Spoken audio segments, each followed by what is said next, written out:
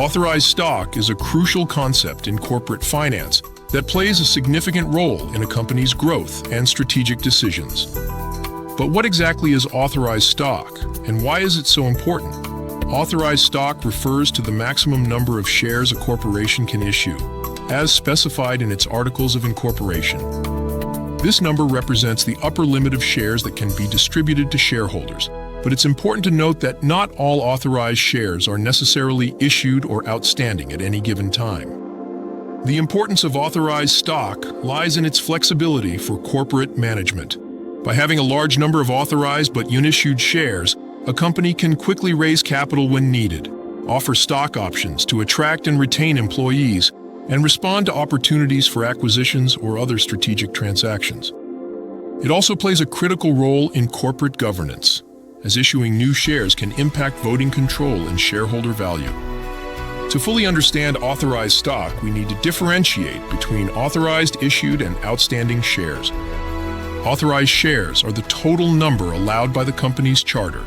Issued shares are those that have been sold to investors, while outstanding shares are those currently held by shareholders and available for trading on the market. The relationship between these three types of shares is crucial for evaluating a company's capital structure and its potential impact on shareholder value.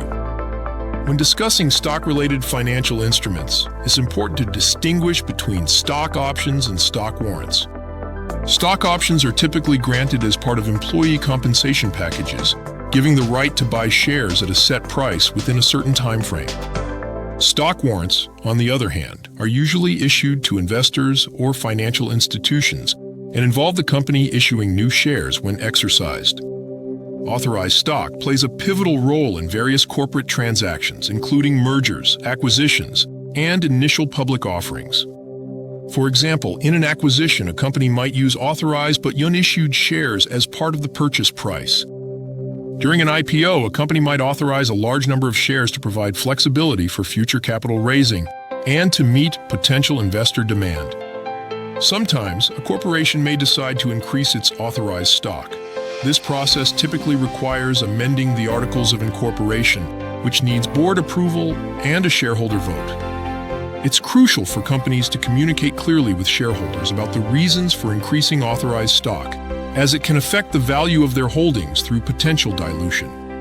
Finally, it's essential to consider the legal aspects of authorized stock. The management and issuance of authorized stock are subject to various legal considerations, including state corporate laws, securities regulations, and shareholder rights. Shareholders have the right to approve certain actions that could affect their ownership, and in some cases, they might have preemptive rights to maintain their proportional ownership. Understanding authorized stock and its implications is crucial for both corporate management and investors.